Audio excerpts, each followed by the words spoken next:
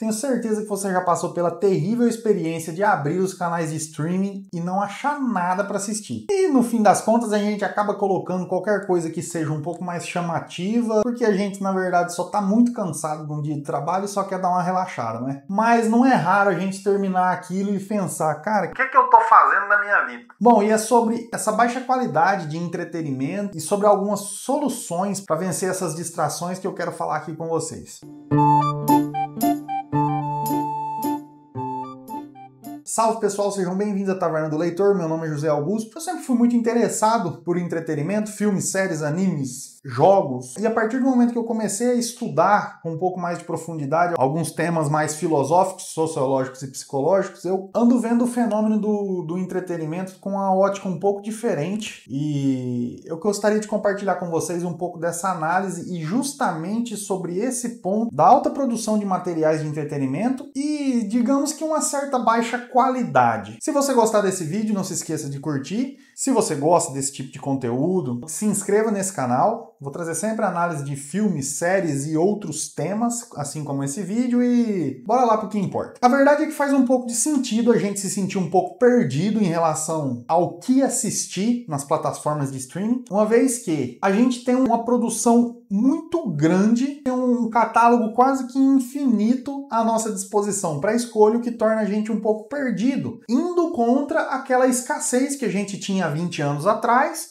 principalmente porque não tinha TV a cabo, que era obrigado a assistir o que passava, fazer o quê? Era o que estava tendo. Então hoje a gente tem uma certa possibilidade de escolha com os canais de streaming, mas tem me incomodado um pouco o fato de eu perder muito tempo tentando achar alguma coisa e quando acha ainda não parece ser tão bom assim e não dá aquele gostinho de beleza, gastei meu tempo com alguma coisa legal. E eu consegui encontrar uma lógica por trás de tudo isso. Para embasar um pouco esse vídeo eu vou usar um artigo científico produzido por Helder Alves em 2016, o link vai estar na descrição. O autor mostra pra gente um aumento na produção de conteúdo audiovisual, tanto no Brasil, que é o foco do artigo dele, quanto no mundo. E traz um conceito muito interessante, que é o conceito que é a lógica de cassino aplicada à produção audiovisual, que é a seguinte: quanto mais eu produzo, mais chances eu tenho de acertar um bom conteúdo que vai explodir de bilheteria. E ele traz uns exemplos, inclusive um deles é a França, que em 2001 produziu cerca de 500 longas, e desses 500, só 6%, ou seja, 30%,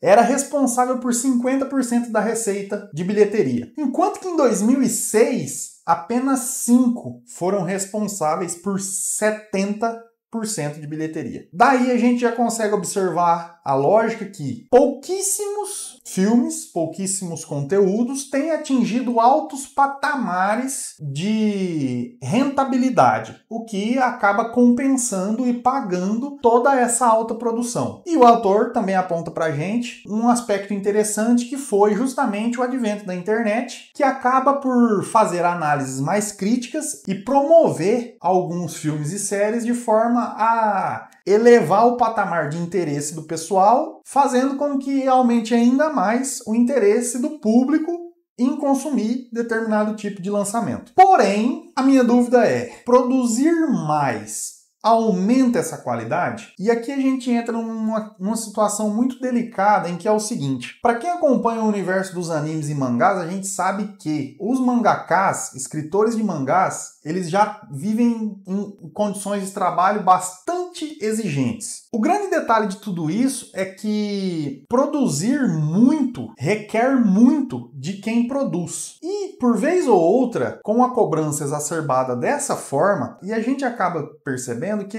apesar de ter algumas produções muito boas, a média, ela parece que ela deu uma baixada. O conteúdo deu uma baixada. E somando a isso, o mercado ele faz algumas pesquisas. Então o sistema de mercado ele descobre que tem alguns nichos que chamam mais a atenção do público. Porém, no momento da produção, eles focam tanto, percebe-se que a gente tem tanto esforço em agradar o público nesse nicho, que eles acabam menosprezando todo o restante do conteúdo. Então, às vezes você tem excelentes coreografias de luta com péssimas histórias, excelentes cenários, mas com péssimos desenvolvimentos de personagem. Acaba que assim, nunca tem destaque em luta, uma história boa, um desenvolvimento bom e um fechamento legal. Não. Se o conteúdo é de luta, tem luta. Ah, mas é a história? Não, a história não importa. O importante é ter luta. Como, por exemplo, Tudo em Todo Lugar ao Mesmo Tempo, vencedor do Oscar de 2023, tem uma formatação muito interessante. Ele aplicou uma lógica de multiverso que, se você estiver prestando bastante atenção ao filme, você consegue pegar e é muito da hora. E ficou muito bem feito. O único problema é que o propósito final do filme, o motivo de todo o caos do filme, é só um adolescente que ela acha que ela teria que ser feliz em todos os momentos da vida dela. E não apenas em alguns que iriam sumir na lembrança. Então, assim, uma temática muito pífia. Assim como a série que saiu nova na Netflix, Cassandra, que trabalha com um aspecto muito interessante de Frankenstein, que é o abandono da criatura pelo criador, mas fica por isso mesmo. Desde o início da série, dá a impressão que vai trabalhar com alguma questão de inteligência artificial, mas na verdade não é, e fica um negócio assim meio... Tá bom. Tem uma coisa que eu sempre falo aqui nesse canal, é a busca de conteúdo profundo. E, normalmente, a gente sempre ouve uma determinada desculpa, que é uma desculpa que eu já disse muito. Eu tô cansado, eu só tô procurando entretenimento pra relaxar. Eu só quero me distrair. Então, tipo, não precisa ter conteúdo. Mas depois que você estuda um pouco, você percebe que até aquela porcaria que você tá consumindo pra se distrair, aquilo fica na tua cabeça. E se bobear por meses. Ou seja, a gente é influenciado pelo que a gente consome e aquilo fica, de certa forma, fomentando um determinado tipo de pensamento. E por que isso acontece? É o que difere nós dos animais. Somos seres intelectuais. Portanto, a gente pensa. E a gente só pensa o que a gente consome. Então, não vem com essa desculpa de que, eu não vou procurar nada denso porque eu só tô afim de ficar de boa. Não funciona bem assim. Essa que é a grande verdade. Não funciona bem assim. Se você consome porcaria, você vai pensar porcaria. Se você consome coisa boa, você vai pensar coisas boas. Ponto. Então, se você está entendendo o que eu estou dizendo até aqui, considere deixar o seu like, comente aqui embaixo se você concorda comigo ou discorda de mim, comenta o que você compreendeu, se eu deixei alguma ponta solta. Tem vários temas que eu não abordei que enriqueceriam isso aqui, só que esse vídeo ia ter 2 horas. Sobre esse desperdício de tempo e essa seleção de conteúdo, a minha recomendação primordial é leia. Mas isso eu vou deixar para falar mais para frente. O que acontece é o seguinte, em toda essa busca de conteúdo para assistir, a gente tem uma primeira situação que é dar chances para outros conteúdos. E por que eu estou dizendo isso? A gente tem uma certa dificuldade, a gente sempre tem, é óbvio, alguns nichos que a gente gosta mais, por exemplo, um filme de terror, ou assistir anime, ou assistir séries. Só que a minha recomendação é a seguinte, tanto para resolver os problemas de conteúdo, quanto para aguçar a sua crítica em relação aos conteúdos que você consome. Por quê? Porque você não consegue fazer críticas a respeito de um tema estudando só esse tema. Chega no ponto, você afunila e você acaba se conformando ao que está acontecendo. Por isso que, o que eu falei lá no começo do vídeo, que o pessoal que fazia crítica, que produzia crítica a conteúdos, que impulsionava a produção de conteúdo, essa galera lá no começo fazia críticas mais pesadas, de certa forma, até mais precisas em relação ao conteúdo que era criado. Porém, aconteceu o seguinte, conforme o mercado de entretenimento ele foi declinando de alguma forma qualitativa, o pessoal que faz a análise, quem simplesmente vivia de consumir esse conteúdo, ele acabou automaticamente abaixando o nível. Por quê? Hoje a gente precisa assistir muita porcaria para assistir uma coisa que presta. E é aqui que está o grande detalhe. Quando você consome muita porcaria para assistir algo que presta, você acaba nivelando o seu nível de crítica ao que você está consumindo.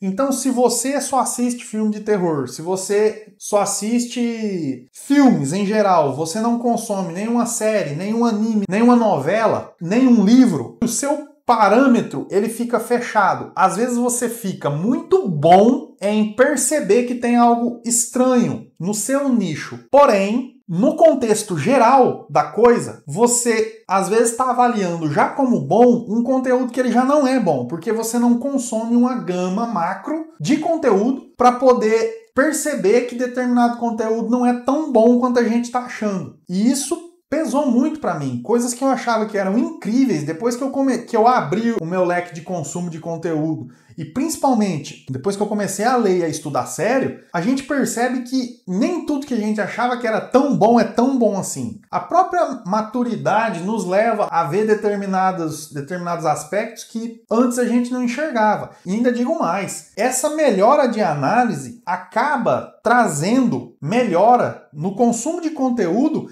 de outros conteúdos que a gente já gostava. Então, ao mesmo tempo que vai prejudicar aquela experiência que a gente tinha com alguma coisa que a gente gostava, vai melhorar outras que a gente já gostava. Então, é um tipo de exercício que eu recomendo muito que vocês façam, e se puder acrescentar a isso a leitura, aí fica sensacional. Eu sei que a leitura é desgastante, requer um baita de um tempo, não é barato, porém, livros clássicos que já venceram o tempo, que são vendidos até hoje, esses livros são boas histórias. Ali você tem bons cenários sendo descritos, bons personagens sendo construídos, boas histórias sendo contadas, bons desfechos, exemplos de personagem, exemplos de como ser pai, mãe, irmão, amigo, exemplos de relacionamento, exemplos de situações, pensamentos filosóficos mais densos. Então, assim, esse tipo de conteúdo literário, ele traz de uma forma espalhada ao longo de todas as suas páginas um conteúdo mais extenso e mais profundo. E para ser muito sincero, não requer tanto conhecimento quanto a gente acha que precisa. Isso, inclusive, é um baita de um mito que a gente cria como barreira para não ler. Ah, eu já tô velho, ou